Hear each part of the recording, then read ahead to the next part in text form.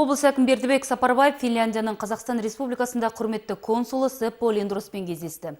Кездесу барысында тараптар екі ел арасындағы қарым-қатынас туралы айтып, алдағы уақытта біздің аймақта бірқатар жобаларды жүзеге асыру туралы ойларын ортаға салды.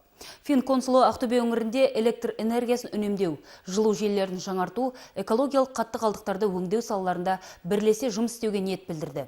Облыс әкімі кез келген ұсынысты жүзеге асыру үшін алдымен тиісті орындармен келісіп, кейін нақты істерді қолға алуға, жобаларды іске асыруға Ақтөбе облыс әкімдігі тарапынан қолдау болатынын мәлімдеді.